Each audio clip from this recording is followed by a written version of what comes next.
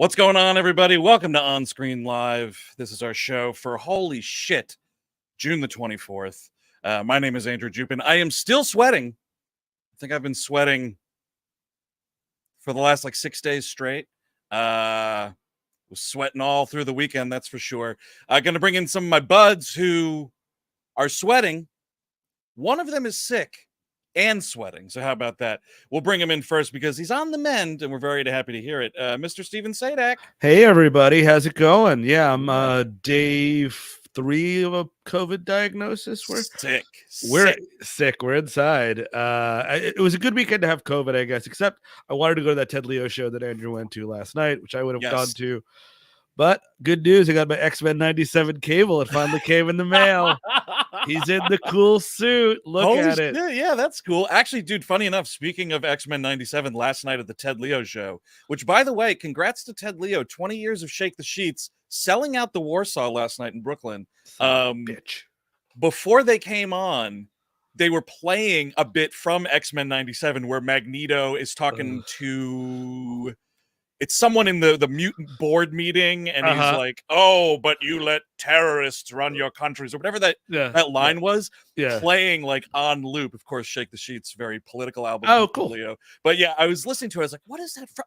That's Magneto. Oh, yeah. I screamed at a guy at the show too. Oh, nice. What did he just get in front of you? One of those moves? I'll tell the story, but I want to bring Eric in because I want Eric to experience this tale too. So here is Eric Siska. Hello. Yes, I want to hear the exciting conclusion to the Ted Leo story. No, it's nothing crazy. This dude, he was just, and this is a thing. It wasn't just this guy. Talking at concerts, it's out of control. Just the talking while there's a quiet part of the show going on or something. So what happened was they finished playing Shake the Sheets in its entire.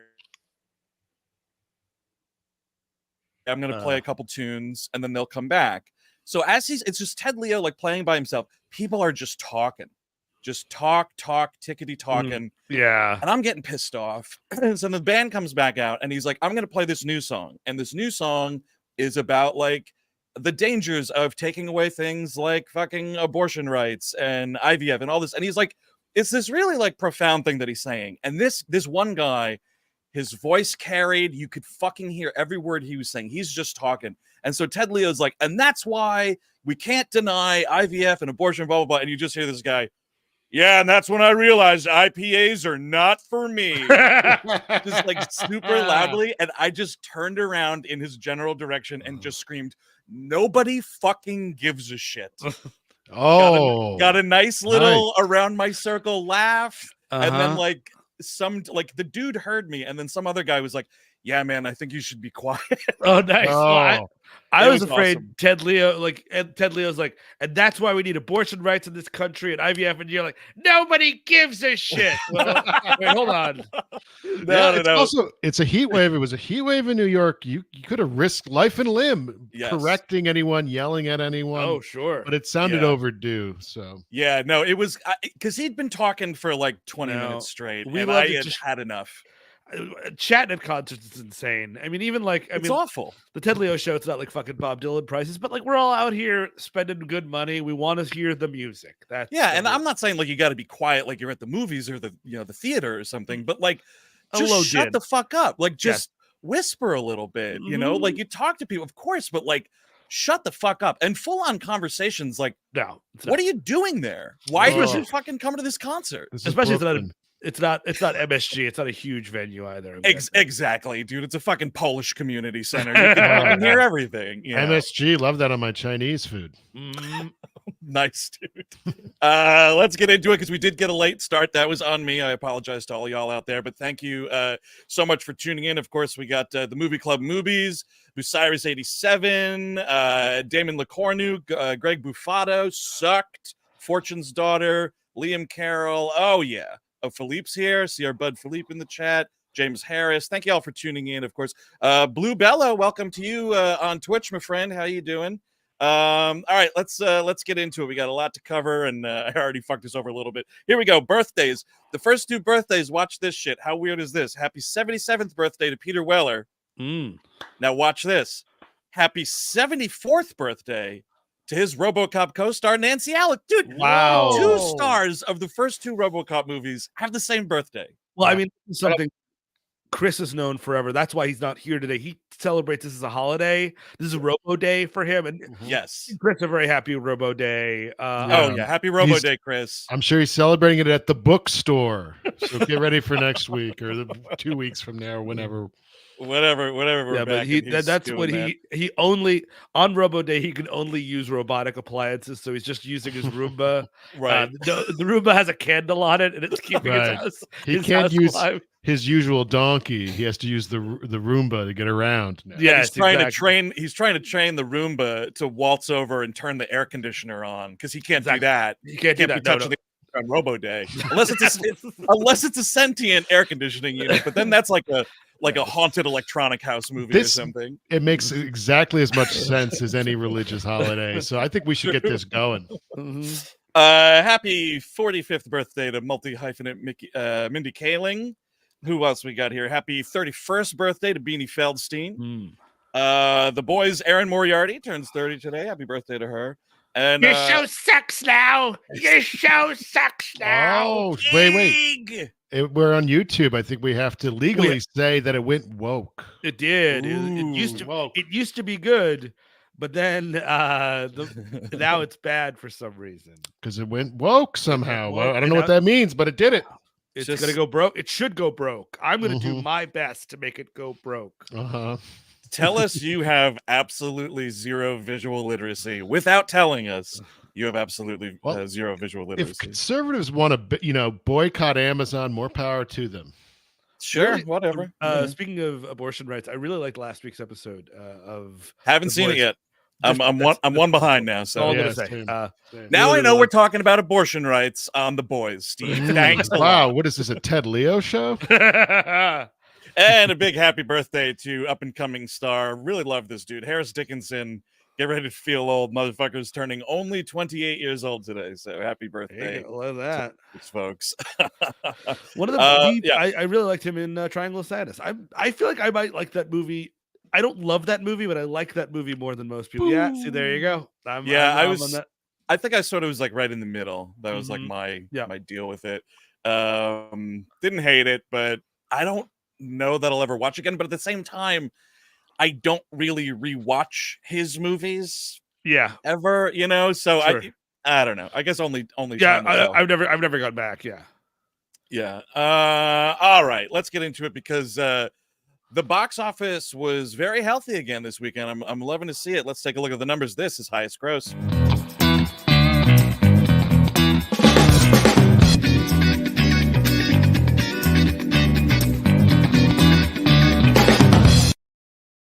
All right, now mostly familiar faces. Fluids. Sorry about that. You're doing fluids, dude. Doing fluids. We're doing fluids. Sorry. It's a fluid cast. Here we go.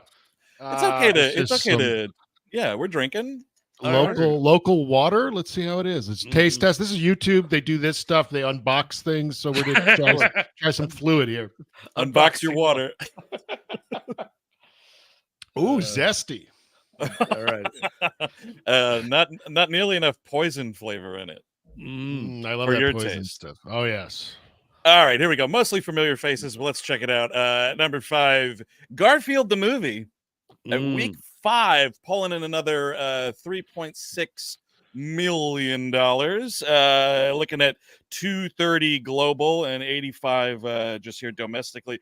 $60 million for the flick, and most of it was outside financing. So this is a nice little one for Sony. Wow, I thought that cat was supposed to be lazy. Why is it cleaning up at the box office? He's working overtime, dude. Dude, Jim Davis just gets richer and richer and richer, doesn't he?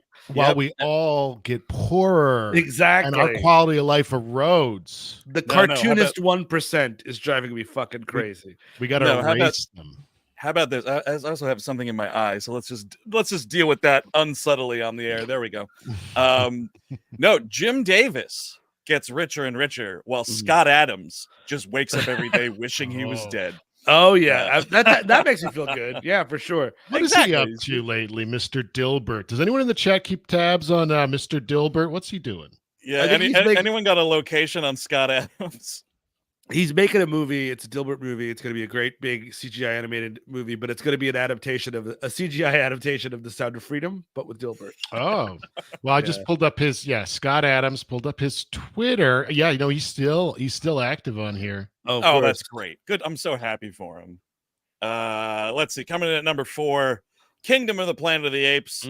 Still rocking and rolling, slowing down a little bit, so not overall going to beat the last movie here, but we're looking at $3.7 million. And I mean, shit, globally, 381 million. There's more apes in our future, so they will get they'll get their chance to carry out what I think might be an unexciting storyline if they keep it up. We'll see. So here we go at number 3, the only new blood in the top 5, The Bike Riders. Wow. Here we are, the new Jeff Nichols flick. Coming in, like I said, at 3 with, I have to say, $10 million. Not too shabby for sort of that mid-level like art title crossing into sort of mainstream wide release. And literally the only hit Focus Features has had this year after the disasters that were Drive Away Dolls, Lisa Frankenstein, the American Society of Magical Negroes, and the fucking dreadful Back to Black, which I refuse to watch, the Amy Winehouse movie. So here we go. And I'll just say I'm the only one that saw it. Do a little Chris Cabin capsule review right here. I liked it quite a bit. I think it's a really watchable movie. It feels super fucking lived in. When you see the photographs at the end of the movie that the book is based on, or the movie's based on, the book of photographs, you feel it when you're watching the movie, but you also, it's confirmed, like, it is such a lived in, legit feeling. Like, it could have been, no. It has moments where it's like, is this a documentary? Like, you get that vibe. Everyone's really good in it. I'll tell you what, though, it is the Jodie Comer and Tom Hardy show for sure. Elvis is in it, the third banana there, but he's kind of back a little bit. Austin Butler is as like kind of a third sort of thing. I mean, he's in the movie, he's a main character, don't get me wrong, but a lot of like the beef, the real like chunky pieces of this movie, it goes to Jodie Comer and Tom Hardy, who are great in it. It's kind of weird part of Tom Hardy's career then that this movie isn't being marketed as Tom Hardy's The Bike Riders. You know what I mean? Like, he's a big star, or was a big star. It's just sort of odd that it's just sort of like they're really pushing Austin, but they want you to know that Austin Butler's in it. They want you to know that Jodie Comer's in it. Yeah. And it's like, and Tom Hardy's kind of because the Tom Hardy fans now are like geriatrics and exactly. Young people. You're right. I mean, he is the older star of the movie, so it that sort of is what it is. But you got good Michael Shannon floating around in that movie playing a fucking psycho, Norman Reedus with some of the worst fake teeth I've seen in a while. Oh wow. Like it's he's supposed to have like grimy biker teeth, but like the prosthetics are so bad it affects the way he speaks, and you can tell, so it's like that kind of takes you out of it, but he is pretty good in it. I can see Norman Reedus like writing Jeff Nichols a letter. Dear Mr. Nichols, I heard you're making a movie about motorcycles. I demand to be in it as the Mr. Motorcycle. Signed sincerely, Norman Reedus. He is 100% Mr. Motorcycle. That's for sure. And when he comes in, you're like, yeah, that's completely natural looking. I really want to check this out. I was going to go yesterday. I had freeze. I had tickets. And I was in the car and I was like, it's too hot. I can't go anywhere. Yeah. I'm just going to pull back into the driveway. I can't do this. I can't do this.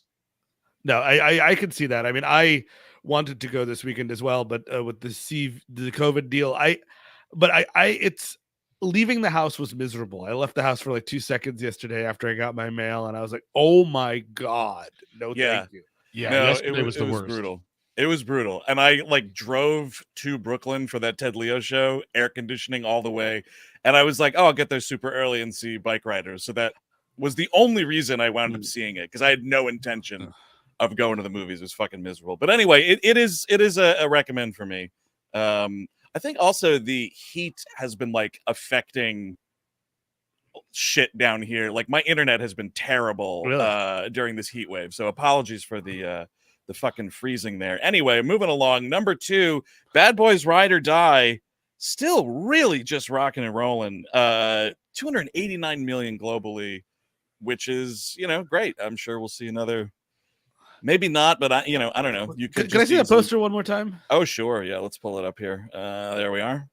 I kind of feel like Martin Lawrence can't wear that jacket. That's a little too Axel Foley for my taste. Ooh, good call. Yeah. You know, like it's like Will Smith is teaming up with Axel Foley. Axel F, actually. You know what, dude? A Bad Boys Beverly Hills Cop movie? Oh my God, yes. Beverly Hills Cop goes to Miami or something like that. You could Beverly Hills Bad Boys. Oh, there you go. And maybe in this one they're after a wizard or something instead of the witch from the other film. And then here we are at number 1 still. Inside Out 2. Now look at this number, fellas. Holy smokes. Another $100 million. That's insane. Wow. Bonkers stuff here. Only a 35% fall. This is bigger than both Barbie and Super Mario's second weekends from last year, which is kind of interesting. And it still has another weekend of runway before the minions get in, before Gru and his little yellow butt-cheeked buddies. Those guys, pinch.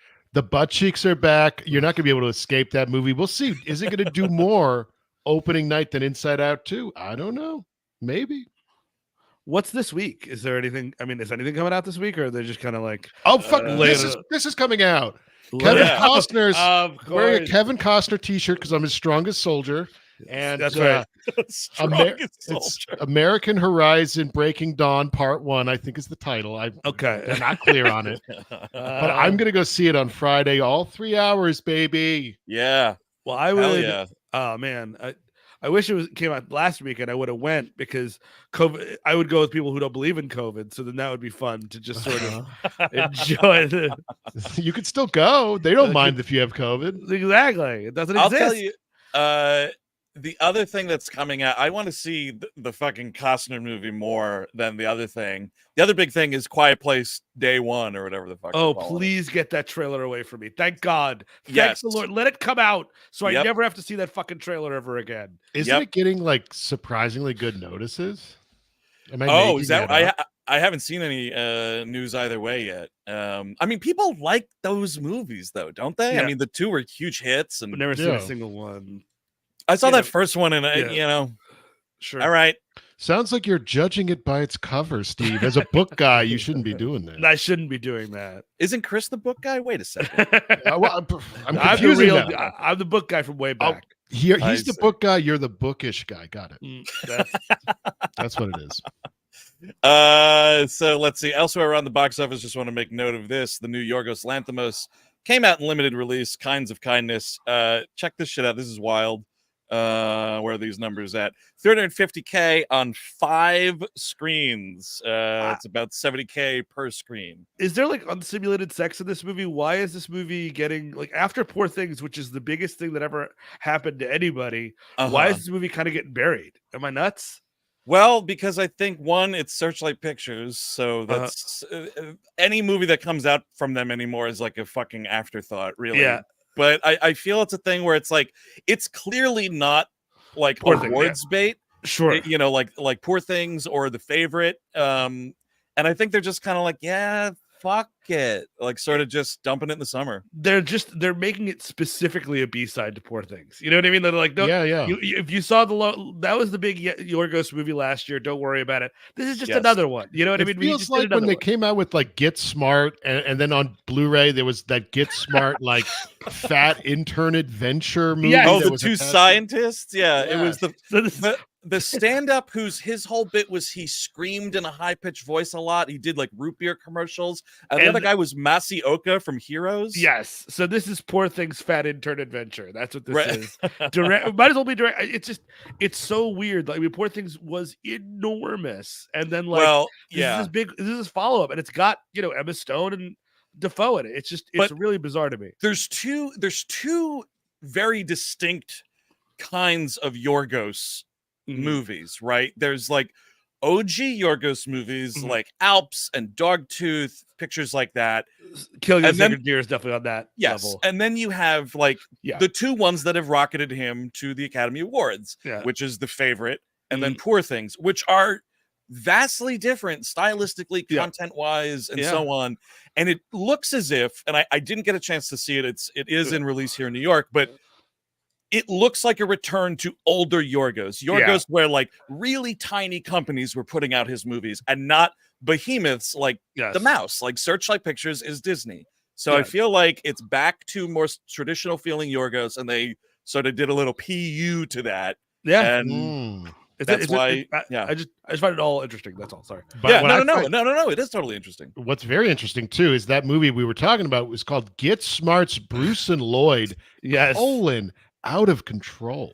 Out of control. Could you imagine? I bet that comedy gets so out of control. During the events of Get Smart, Bruce and Lloyd have been testing out an invisibility cloak during a party. Oh my God. Right. This plot, I can't read it all, but it's looking very interesting. The supposition that you would make it Get Smart : Bruce and Lloyd. That's the Bruce and Lloyd movie. Yep. Let's do Out of Control, because I don't think this is going to be the only Bruce and Lloyd adventure we're going to make. Like, you want people to be able to distinguish which Bruce and Lloyd movie you're talking about. Exactly. So this is exactly like Bruce and Lloyd : Out of Control. It's Poor Things. Poor Things is whatever : Kinds of Kindness. Yes, yeah. Poor Things : Kinds of Kindness : Out of Control. Out of Control. Yes, exactly. I'm still hyped to see it. No, I desperately. I didn't like Poor Things that much, so I'm actually more excited for this movie than I was for Poor Things. So yeah. Let's see. We will see. But yeah, the whole like you're doing a tiny platform release at the end of June, and then they're expanding next weekend to like 500 screens. Only to then 7 days later just have this shit gobbled up by July 4th. I mean, it's like it is just gonna get flushed down the fucking toilet. Yep. It just is. Mm-hmm. By the way, real quick toilet talk here, because someone in the chat is desperate to know if there's any updates on me watching MILF Manor 2. Let me tell you, I'm watching it. I'm watching every episode. Oh, here we go. Yeah, this is the Code Man 123434. Yes. So you're liking it a lot, dude? I am loving the. Well, they changed it a bit this year, where it's like you want to mix it up. So the MILFs are trying to like sexualize these young boys in the first one, sure. And now it's like, we're gonna mix it up. So you set up that premise, but then their dads come, and now there's DILFs on patrol. But then wait, they're on patrol? Is that seriously? That's what I'm saying. No, okay. The DILFs are after, like, see, they're you watch your son like fucking an older woman, and then you're like, I want to get in there, and you start like competing with your son. Oh, so these are actually the fathers of the contestants? Yeah, wow, yeah. okay. And then they tried to mix it up even further, and this is where they're losing me a little bit, because it's MILF Manor. First of all, I want my MILFs. I want my young men, of course, classic pairing. Yeah, sure. DILFs. Good thing to mix it up with, but now they're just bringing in 40-year-old uncles as well, and there's like too many. They're trying to get me. I'm a 40-year-old uncle. I'm available. Let's see what happens. There you go. Maybe we can get you on there, but I feel like they're losing sight of the MILFs. Put the focus on the MILFs. I mean, also, by the way, if my dad, got divorced and remarried, in my teens, so I'm curious. If it never happened. Right. But like in that Seinfeldian way, if you're out there, I can't be out there. If me and my father fought for the same woman, I would hang myself in the closet. Like there's just no, there's literally that's DILF man. That's the end of DILF Manor for me. Yes. It might be for the show too, because they'd be like, shit, a contestant killed themselves. Someone in the chat, Kyle here, did Eric like the butt identifying challenge? And yes, there is a butt identifying challenge where all the men put their tushies through like this hole, and the women get to feel it like blindfolded and like figure out whose butt it is. A nude ass, or are there shorts on or something? They're like undies on, yeah. So not perfect, but close to perfect television. Now, do you have like a father and son being like, "Oh, dad, like she fucking S my D pretty great. Like, what did you think when she S'd your D? Like, is that going on? Because good Lord, that might be at the tell-all. I can't wait." Oh, the tell-all! I can't believe it. Oh man, that's awesome. I don't think there's going to be any DILFs or MILFs in this next movie we want to talk about here for a second. Well, I don't know, actually. No, there might be a GILF if you fucking have a thing for this grandma lady, but we'll talk about it here. This is The Front Room, the new one from A24, new horror flick here. The trailer just dropped, so we're going to check it out in a cleverly titled segment we like to call Trailer Segment.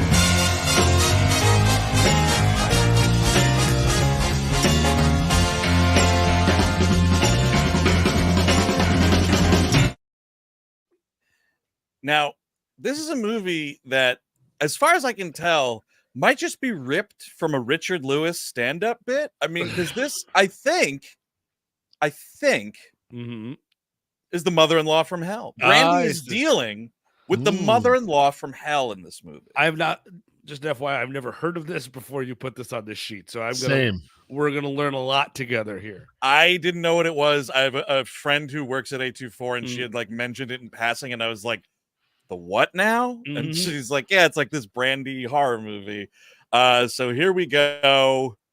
The directors, Max and Sam Eggers are their name. But this is Brandy, and I think Catherine Hunter playing I think it's actually a step mother-in-law. I like where this is going. Yeah.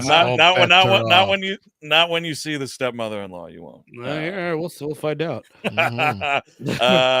Folks at home, I do apologize. I did not put this in the episode description yet, but we are watching the Front Room trailer from the official A24 YouTube channel. So if you want to head over there, I'll give you 5, 4, 3, 2, 1. Okay, so pull it up. Here we go. The Front Room. This comes out in September from A24, starring Brandy in a return to motion pictures. Well, actually, no, she was in that terrible Christmas movie last year. Anyway, here we go.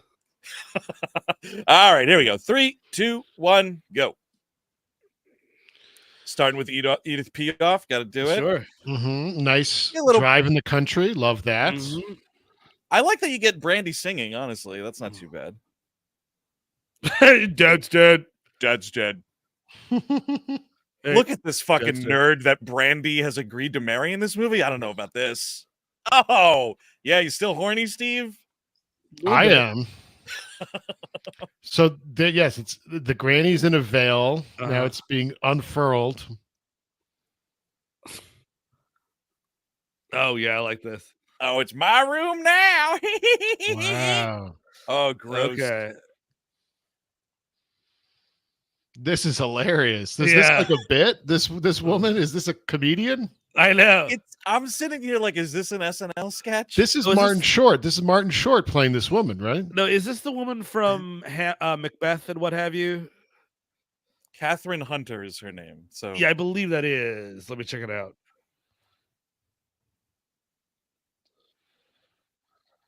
Oh yeah, yep. Sure. Okay. I love the studio that brought you movies that you liked. Yeah. And here's one you might not. Ooh, Daughters of the Confederacy. Nice. And she's got like church poisoning. You start going to the church too much when you're old. You start thinking that you're part of this whole thing when you're not.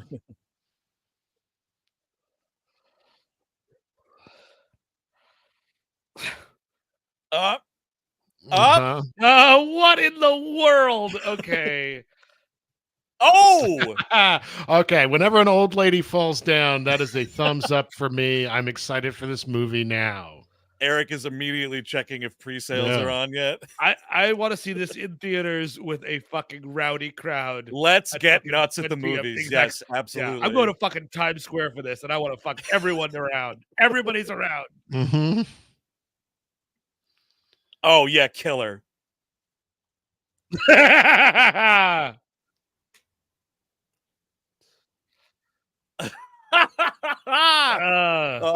yes. Yeah, Catherine Hunter is she played the three witches from Macbeth, and she was in Poor Things as well. Speaking of a lot of Poor Things talk here. Oh, was she the head madam there? Yeah, she's like the, what do you call it there?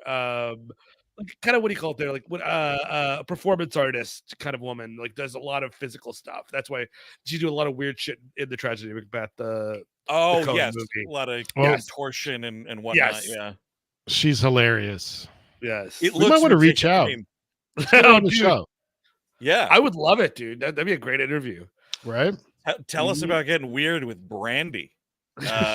No, this honest to God, it looks like the most clear-cut case of if you watch it at home, like stream it, you'll be probably disappointed. If you Yes. see this shit with a crowd, Yes. ooh, baby, that might be Uh-huh. one of the cinema going events of the year. I will be shushing no one. I'll be going like this. Yeah, Yeah, more. turn it up, throw shit. I saw what Here. was it? The Drag Me to Hell with a Rowdy Crowd.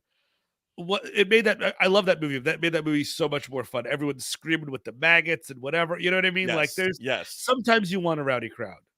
Did we see that together at White Plains, Steve? No, I saw it with Victor at across the street there. The now defunct what it was the multiplex over there, the Court Street multiplex or Oh, whatever. sure. Yes. Yeah. Oh, okay. Yeah, so out wide on 9/6. Yeah, I'll be there. I Mhm. will be there. Perfect Labor Day release. What with her being pregnant in the movie. Get it, everybody? Oh, Yeah. So yeah, dude, also, but yeah, from the studio that brought you a lot of like already classic horror films. Nice try. I did see some folks saying that yes, the Nosferatu trailer's out. It's the teaser. I want to wait till the full thing. I haven't seen it yet, and so we'll wait because there's been a couple times where I've just done the teaser on here, and then like we get the trailer later. I'm like, shoot, wish we addressed the full trailer, but Yeah. anyway. And we couldn't get in touch with Chris. Wanted to see it too, but it being Robo Day, he just couldn't possibly do it. Could not do it unless you went to like a Robo Cinematech and a robot. Yep. Was putting on trailers for you or something. Yeah, it's the like only way to do it. maybe you remember that little robot that you'd get with Gyromite from the old Nintendo that held your little controller there. Oh, yes, if it hold his phone watching the trailer, maybe, but he wouldn't be able to stream. Oh man, so we'll see about that. But yeah, I saw that trailer like last Friday, and I was like, I got to show these dudes this crazy shit. So there we go with that. Hey, speaking of crazy shit, do you guys have any plans July 18th? I do not. No, I know that you guys both do. I was asking the folks at home because we are going to be talking about Speed. Steve, clear your calendar. We're talking about Speed on July 18th. It's our summer worldwide digital experience, aka a virtual show. Yes, it's going to be so much fun, though. What a movie. We've been waiting to do this forever. I'm so excited to get in. I bought a bus manual. I've been going through the specs. Like, cool. Like what would be 55? You do that all the time. How would that break down the engine too much? So we're doing research for this show. It's going to be a great time. Absolutely. I'm also doing bomb diffusing tactics. I'm reading a lot about that. I'm also doing bomb making tactics. Yes, that's going to be good. Yes. I'm actually doing a Mythbusters thing where I just set up a shopping cart in the middle of the street and speed my car through it and see what happens when it's just cans. Or you get some watermelons in there and we pretend there's a baby and we see what happens. Exactly. Oh, I like that. But the can thing, you need to myth bust that because you don't know. Would it actually, if hitting a cart full of cans, would it actually spill the cans on the street? We need to test that out to see. And just like classic character actors we'll be talking about. We'll talk about Alan Ruck. We'll be talking about the great what's her name from Donnie Darko, who bites it in that movie. Oh, Ms. Sparkle Motion. She gets it. The dude who played the guy that held a shotgun in Brenda Walsh's face in that episode. Yes, he's one of the guys this there. Is bringing me back. Sparkle Motion. She goes. She went under the tires, right? She went under the tires. In a big bad way. This is interesting. I might make a trip to do this myself here. Authorized podcast own Johnny Pomano writes in. He says, those of us here in New York, the moving image is showing Speed on July 13th. Ooh, make a week of it. I might digging on that. So it's going to be a lot of fun. Moment.co/We Hate Movies. You can get your tickets now. We're doing the show live 9 p.m. Eastern on the 18th. It's available for replay 14 days, folks. No more of this 1 week thing. 14 days after, you can still get that replay of both the show itself talking about Speed and the after party Q&A. Ooh, you want that you want that after party. You will see stuff you never see. Absolutely. These things. Yeah. We are going to be doing illicit substances. Hanging We're going to be brain, probably. potentially tubing. Yes, that could always happen. You don't know what's going to happen in one of these things, and we're going to ace some Q's and Q some A's. That's right. Yeah, no, I'm excited for both. So moment.co/we hate movies, get them ticks. Gonna be a lot of fun for sure. All right, we got a couple things to review here. The first one is in the title of the episode, so we'll get to that bad boy first. If you've seen it, it came out. I don't know if they dropped it all at once or if it was over a few days, but starting June 2nd, we were graced on HBO with Ren Faire. The 3-part new docu-series here from Lance Oppenheim. If you don't know Lance Oppenheim, he also did that Some Kind of Heaven doc about that retirement community in swamp fuck Florida called The Villages, where it's like all these old people are just like just disgustingly like fucking each other, and like STDs are rampant everywhere. Nice. Unsurprisingly, it's a huge fucking MAGA community, all that shit. Really interesting doc. But here we are at Ren Faire, which is a 3-part series that covers the ins and outs, the high drama, and the outright stupidity of the Texas Renaissance Festival. It's so good. I mean, like, I think it really does a great job of capturing kind of these little fiefdom, like any job where like everybody gets so obsessed with like moving up and who's doing what, and like it's so insular, like no one could see the forest for the trees, which is such a fascinating look at that kind of a world. And it's also that thing where it's like it's the workplace version of a cult, right?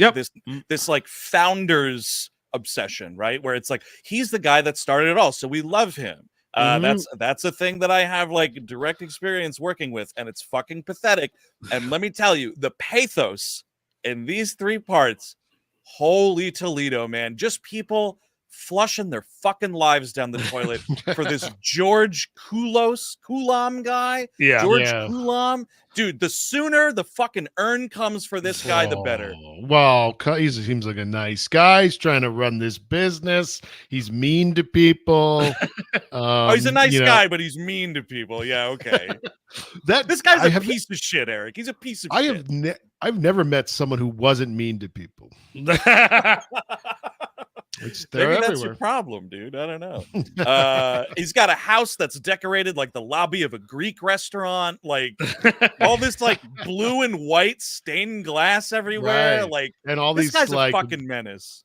Weird stone bricks and stuff. That's what's cool about this too, is it's not just the characters, it's just this world is very filthy and disgusting, and it's a nice peek into it. It is. I kind of wished, I mean, like, I like the way that it's set up, and it is very immediate. It's only about this moment, you know what I mean, that's happening.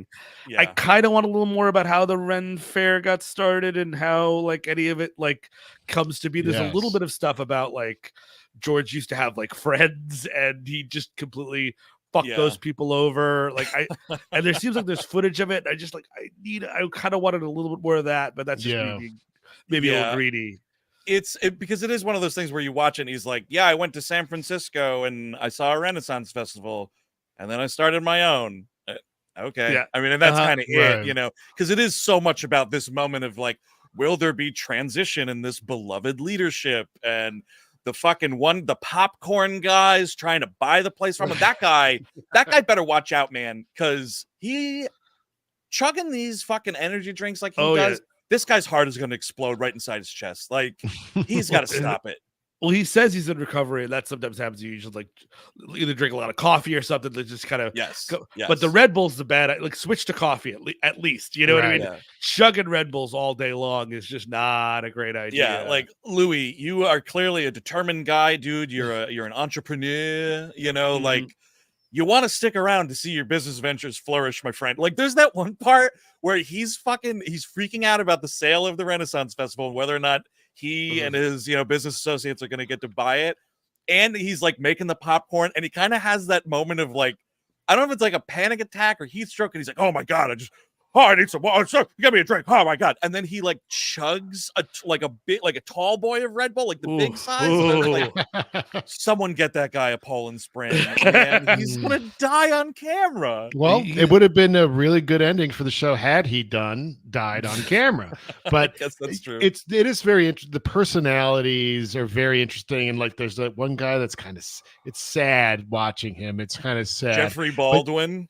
Yeah, but you get an idea of why you'd get obsessed with this type of stuff if this is all you've been doing for so many years. Sure, yeah. You kind of really respond to the whole experience. And this is not just like a regular Renaissance fair. This thing, 30,000 people go to a day. Like this is an insane, huge Renaissance fair. And to Steve's point, I wish we had more exploring how that started. Did it start as a street? As it became this like huge town? I'm very fascinated in how it began, but this is more of a succession of where it's going to end type of thing. And I think, I mean, like, I've never been to a Renaissance fair. I mean, but it is sort of like, that's the problem with this is a job that I was, when your job is close to sort of what you want, you know what I mean? Your dream is, and it's like, you kind of mash those things together, but it's like, and usually those jobs know that, and they dangle that in front of you as sort of like, oh, we could pay you less because we're close to the industry you want to be in, kind of a deal. And you're like, just lucky to be here. That's the move, and that is something that plus jobs that will always. And again, this is the same job that I'm talking about. I worked for a place that I won't say, but you know what it is if you've been listening long enough. Jobs that tell you like XYZ, or you'll be like, anytime jobs will remind you how easy it is to get fired. That's not like, or you know what I mean? Like those are like a world of like fear and stuff like that. It's a place you do not want to work at. We say this all the time because like I want to spread this, as far and as wide as we can, but like your workplace is not your family. I'm sorry. Nope. It's just not like, and like we got to talk about Mr. Baldwin, Jeffrey Baldwin, right? Because like if you haven't seen it, and we're not going to spoil anything, but basically there's two people vying for control of the Renaissance Festival once this miserable fuck retires or sells it off. He's got this plan to commit suicide in 9 years, by the way. So there is also that detail. He wants to go in one of those Jean-Luc Godard tubes and kill himself. Sure. Why don't you get that ticket a little sooner, George? Anyway, I really, guys. No, he's not. He's a fucking animal with the worst taste in everything. He's a piece of shit, dude. I really don't care for that guy. But anyway, you're gonna spoil this. I'm trying to butter him up so I can get the Renaissance Festival. Give it to me. Fuck them all over. It's between the guy Louis that we mentioned with the Red Bull addiction and this guy Jeffrey, who's been working there for like the better part of 4 decades. He's like in the position he's in right now is like general manager, but everybody thinks he's shitty at the job. I mean, like this guy, dude, there's a part, and again, it's not a spoiler of what winds up happening with the story, but there's one part where this guy, Jeffrey, is talking to his wife, his put upon wife, who also works for the Renaissance Festival. They go to Germany to do like opposition research on this other Renaissance Festival. And this poor woman just wants to go to bed. And he's like, but it doesn't close till midnight. This is a work trip, darling. We're doing everything. And like, blah, blah, blah, blah, blah. And then it's like the part where, you know what I'm talking about, right? Where he's like, come on, just say it. Just say everything we have, we owe to George. Just say it. George gave it.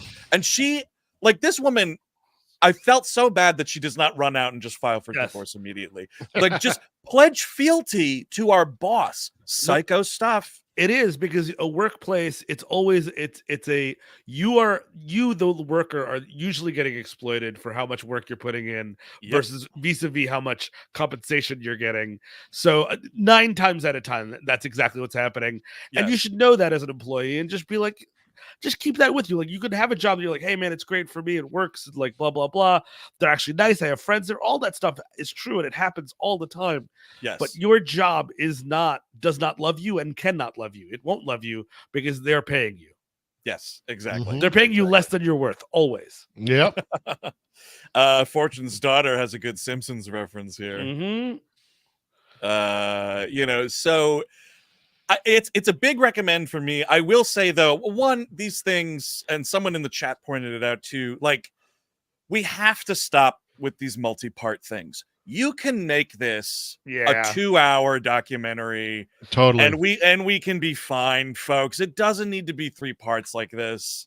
It's and I think that a lot of that was like something like I think which is very similar because it's a 3-part doc. Yeah. Last year's I loved it. What was it called? It was You Love It. Telemarketers. Telemarketers Yeah. is very similar, but that show actually had like cliffhangers and kind of built upon itself. Like, is Pat Pespas alive? Kind of stuff like that. Yes. That actually made that feel a little more 3-partery than this was just sort of like, we could have just we just cut it where we cut it. You know what I mean? Yep, exactly. And that's what it kind of sucks too when you think about like the stuff that we do still feel is missing from it.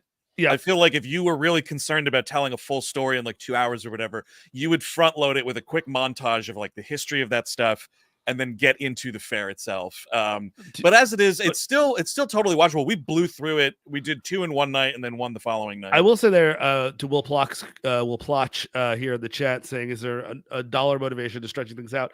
Yes, there is. And it's a series, not a documentary. And I think it's so much easier to grab someone on the arm and being like, are you watching Ren Faire as if it's a series versus, oh, there's this great new documentary on Ren Faire's on HBO. I think that that's a totally different value proposition for them, which sucks that we're living in this world. It totally sucks, but you use the D word and people tune out. Yeah. It's the Tiger King effect, right? Like that was a show, and that kind of revitalized interest in documentaries. And now it's like you can't go back because people, random Joe on the street, you say documentaries, like, oh, it's a grainy black and white footage of a window, and So yeah, I mean, you're thinking about like science videos that you were forced to watch in school and stuff like that, so Jeff Lee Miowski here says, and you keep your subscription to the streaming platform for another month. Like, especially if these things are dragged out such as they are. I don't know, Steve, were you or Eric, were you watching this as it aired? Like, did they drop it all at once, or? I think all 3 were out when I started, but I definitely watched it closer to when it was released, but I can't tell you, Senator, at this time. Yeah, I watched it 2 weeks ago. Just all three in one night. Just kind of just couldn't turn it off. And I would have watched it as a doc too. That would have been great. Yeah, I mean, I really would have watched it either way. We all here have a real love for look at these fucking people documentaries. Oh, as I like to say. So it's definitely in that realm. In from Wikipedia, first episode June 2nd, and then they dropped 2 and 3 June 9th. Okay. Got it. Okay. Yeah. So a little something to get everybody hooked, and then did the whole thing. The other thing too is I feel like if you have it as this like docu series, just like they did with Tiger King, you can revisit, you can produce updates. They did that with the fucking Nexium documentary series too, right? Like, so it is that like, how can we extend this? How can we stretch that stuff versus a one and done documentary? Because then you'd have to be like Ren Faire 2. Yes, Lloyd's fucking wacky adventure or whatever. Out of control. I mean, this Ren Faire is getting out of control. It is. So, folks, you have to watch it. It's bonkers. A lot of laughs. There are a lot of laughs for sure. But there was also, at least for me, a lot of getting angry because that guy knows that he's exploiting people. Not only is he exploiting the people he works with, he's trying to exploit the fucking women that are flying from all over the country to be his sugar daddy, and he's interviewing them. I need more of that, actually. Yes, give me another episode just on that. Well, because 2 things. One, we meet this kid whose job is to populate his information on websites, and that kid's got the greatest scam going in this country. Until I find otherwise, that is the current greatest scam going in this country. This kid's probably making between 20 and 30 grand living in like ass Texas, and that I'm sure that dollar goes a long way, and is just goes in every morning stoned out of his mind and spends about 16 minutes working on this guy's profiles. That's how you work a job. That's the move. Oh yeah, it's amazing. And he's living in like fucking dirt Texas. I'm sure cost of living is nothing.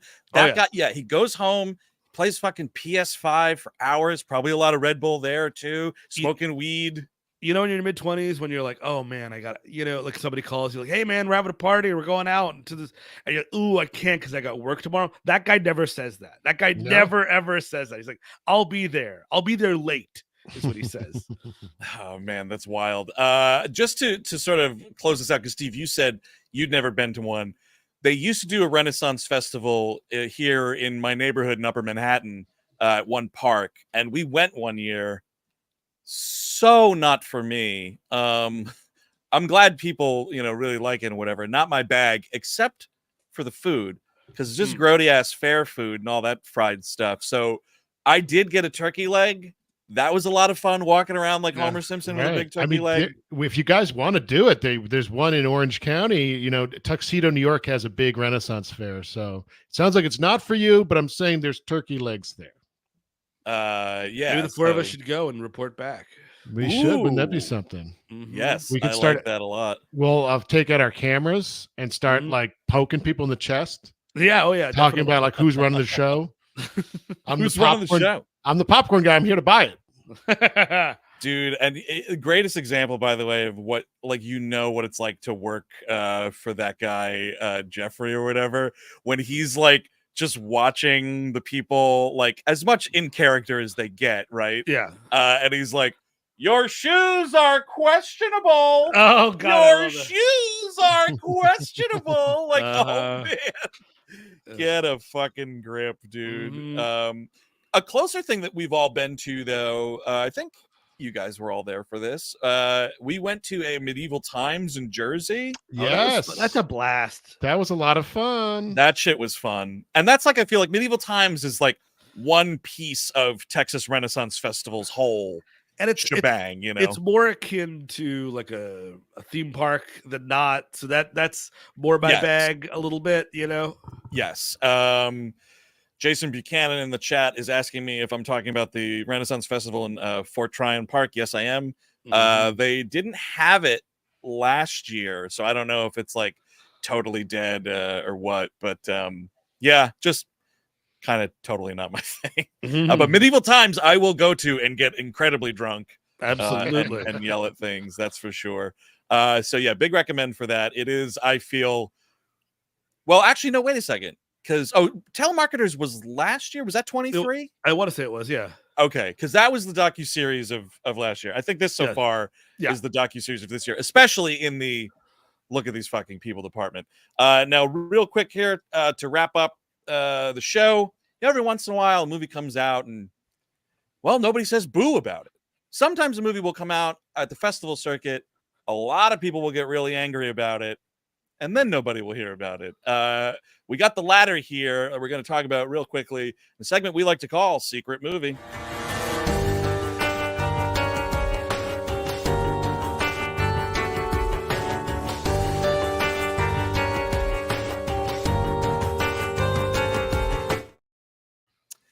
Now, this one's it's a little different because generally when we talk about secret movies, it's like washed up stars in direct-to-video whatevers, your Dolph Lundgrens. That's what this is, right? No, I'm kidding. I love the guy. I love you. This is an A-list celebrity that, and the other thing is this got some semblance of a theatrical release, but not much. We are talking about Chris Pine's Poolman. That yes, when it when it bowed at the Toronto International Film Festival last year, real just nasty shit about it, up and down the board, and finally it just sort of quietly like came out. Thanks to Vertical Entertainment. We can get into it. I think 3 wildly different opinions. I'll just start and say, while I don't think it's a good movie, I think I probably liked it the most out of the 3 of us. It just doesn't work. I think it's got good intentions. It looks good. I find Pine totally charming, and I think for whatever it's worth, he directed the performances really, really well. But it's a movie that is sort of chasing the Lebowski vibe. Obviously, if you've seen the trailer, it's very indebted, very directly to Chinatown. It just doesn't get there. That's me. No, I agree with what you're saying. I mean, I like the vibe and stuff. I was calling it, you've heard of Inherent Vice. This is Inert Vice. Yeah. Where nice, dude. Nothing really, it's just, yeah. I would have liked more pool stuff. That would have been so, like, I think doing like a neo-noir about a pool man could have been done a little more interesting and involve the pool. Like maybe there's something that's in the pool and then he's got to take, like, oh, there's the the murdered woman's necklace. I don't know, whatever. Sure. And Yeah. Oh yeah. Yeah. Something like that. Sure. that could be something, but it's really just Pine just like meandering around, which can be entertaining, but not for an entire runtime. You want him to really get into solving this mystery, this like case that he's put on, that's the neo-noir of it all. But there's just way too much like stopping and so much concern for other stuff, like, the pool man's mental health and how he feels about himself and his spirituality and whatever. And like, while I felt that was genuine, it just isn't for this movie. Like, you get the same thing in Lebowski when you see him, briefly doing the Tai Chi maybe in certain scenes, and he's like listening to the old bowling tapes, like that kind of stuff. And that's as much as you really need. This tries to like dive into what is wrong with the pool man, and I don't give a shit. I turned it off, folks. Sorry. Yeah, that's Steve's comment. He turned it off. I was a half hour in, and I like the first ish moments of it. Like I like him in Jennifer Jason Leigh. That's a cute scene, and Danny DeVito is trying his best as Annette Bening. Once they sit down and watch Chinatown, I'm like, my fucking nails are gripping into the chair. I'm like, I fucking get it. And then finally, like him putting on that hat and scarf and taking DeWanda Wise to that bar.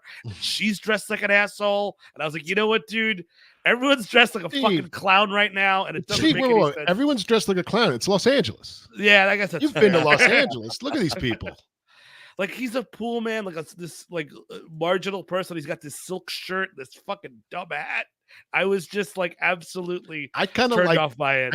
I kind of like the outfits and just having a little fun with it. Wait, Steve, are you saying he doesn't deserve to wear those clothes because he can't afford them because he's a pool man? Is that what you're saying? Yes, that's part of it. I mean, like, he's this dude like barely like living in society. Like he's showing up to fucking court in shorts and a blazer, and then all of a sudden he's got this $3,000 shirt on. Get the fuck out of here! Oh, Steve, but how do you know that's a $3,000 shirt? That could be a fucking Cosmo Kramer Rudy special. You don't know. Look, this is something else that the pool could have explained. Like, oh, someone left it behind at the pool. Oh, you're totally right. I accumulate everything that I have from stuff that's left behind. Exactly. Something about that like he's always drinking an egg cream, and I was like, I get it. You know what I mean? Like, you can't have him have a favorite drink. Yes. If you're butting up this close to the Big Lebowski, you can't do it. No, you can't. And a White Russian's way better than a fucking chocolate egg cream. I just, and it was, I like Pine more than, it was funny, like being sick on the couch this weekend, I watched about 40 minutes of Wonder Woman on TNT. Oh. And I was just like, this movie's great because Chris Pine is great and Chris Pine deserves more. And that's one of the reasons I turned this movie on the other day. And I just, it's kind of sucks. I kind of see where he's coming from. Like he wants to write and direct movies that he wants to be in because it's like, I don't want to be in fucking Wonder Woman 84 every weekend. And I get that. And you know what I mean? Like, I don't want to be Captain Kirk my whole life. I get that. It's not exactly worth his talents. It's doing his best, I guess. Yeah, no, I mean, I think the other thing too is like, while I don't think this movie works, I'll watch the next thing that he directs. As far as like direction goes, it's beyond competent. Like I disagree with you. I think Danny DeVito and Annette Bening are really good in this movie. Sure. They're fun, kvetching old couple. They totally get that down. Tobo, fucking great as the perceived villain of the film. It's been a while since he's gotten something this meaty. You turned it off, Steve. He's got a really meaty scene at the end of the movie. That's kind of great, Eric. Right? He's great there. I agree. I think Tobo was really good. A good addition to this. I like again the cast. The cast is a great cast. Yeah, it's just you have the cast. You don't always catch the fish. That's kind of where I'm at. Yeah, no, exactly. But all this to say, like, I will watch the next thing that he directs. Maybe it's like a script from someone else, so there's less of a direct connection there. Like he co-wrote it with somebody, this movie at least, so there is that. But maybe just try your hand at a script your buddy wrote or something instead and see where that goes. But I mean, when this came out at Toronto, there were people that were like, he has no business doing this. He should be barred from directing movies. It's like, fuck you. I mean, that's you, film critic at the Toronto Film Festival. Barred from directing? Are you kidding me? And do you see what's out there? Like, come on. Yeah, it's all garbage. He was in Don't Worry, Darling. I mean, we're all gonna line up for Olivia Wilde's next shitty movie. So let's relax. Exactly. So like And someone did mention it in the chat. He said somewhere like he had to like go away because like just to like process the shit and like get all that like bad mojo like out of his head. Like sometimes these film crickets, man, I do not know. But whatever. That it's a very, very secret movie, of course, which is why it landed here and not elsewhere. But that is going to do it for this week. We started late and now we're ending late. Do apologize for that. But big week coming up here on the show. If you're playing catch up from last week, We Ate Movies had iRobot going on with our good friend Angelica Jade Bastien, talking all about just the Will Smith shittiness in that movie, the slowness of that movie, the everything that could go wrong did go wrong with that movie. So you don't want to miss that. Last week also, by the way, Melro 210. Oh, that picture, it gets me out every fucking time. I have a dumb smile whenever I see Andrea Zuckerman laid out by a car. It's great. And I think Philippe did send around the photo. I had said if you flip this 90 degrees counterclockwise, she looks like Michael Jackson dancing. So Philippe did a good job with that. Well, that was somewhere. And then also Friday, the big one, if you were heading into the weekend and you missed this, the next Harry Potter commentary came out. Goblet of Fireman Terry. Don't worry, Pearl Clutchers. We say up front, JKR is a piece of shit, but I think it might be our best Potter commentary yet. It was a lot of fun. And now, like, the best thing, as we continue these Potter commentaries, the run times are going down. There you go. So this was a long ass one, but the fun continues this week. Tomorrow, all new We Hate Movies talking about Beverly Hills Cop 3. So far, we'll see what happens July 3rd, but so far, clearly the worst of the Beverly Hills Cop movies. You know, we did that episode on number 3. I've since gone back and watched 1 and 2. Nice. And that is the order: 1, 2, 3. Paul Reiser back for Axel F. I found out that's something. Oh, else. that's something. That's him and Taggart returns. I don't know what's going on. Did you see there was pictures from the premiere Bronson Pinchot? Whatever suit, this loud suit he was wearing was pretty awesome. You can catch Beverly Hills Cop 3, by the way, ad-free on our Patreon if you are someone who doesn't like fast forwarding through commercials or just doesn't want them. Hey, there you go. Speaking of the Patreon, also this week on Thursday, the Nexus is dropping, or excuse me, Gleep Glossary is dropping, all about Nichos Mar. That's right. Yes, this is a Jedi that kind of loses his body. It's a wild story. Come tune in, sit down, and pull up his chair. I'll tell you a story. Right? And because he's such a small, insignificant character, this was the best we could do on the Yeah. It's like he has he's a Star Wars character. He's in the guide. We got to go through every entry in the guide. So some of them are going to be Nichos Mar. That's right. That's right. And, you know, it's all right because sometimes those little small ones, they make for the better Gleep Glossary episodes because we've got less material, more riff time. It's a lot of fun. And then on Friday, big episode for the Nexus. We come to the end of Star Trek, the original series, and also the end of Wesley Crusher as a major character on TNG. That's right. We'll be dropping both of those. That's going to be a lot of fun. Isn't that exciting, though? Like, We Had Movies has now recapped every single episode of the original series of Star Trek. That's waiting for you on Patreon. And we do explain what we're going to be doing. The Nexus will continue. Yes. Albeit in a different form, and we explain that on that episode. So you want to find that out. That's right. And I'll just say, because folks have been guessing about it, no one's guessed it yet. So that'll be very exciting. But that's going to do it for this week, folks. By the way, here's a quick thing. No show next week, holiday weekend and all that crap. So we're taking the week off. Week after that, also no show because that night we're going to be doing a special July mailbag live in the early evening. So stay tuned to this YouTube channel. Subscribe to the channel. Get the notifications so you know when we have scheduled that for. That's going to be on Monday, July 8th.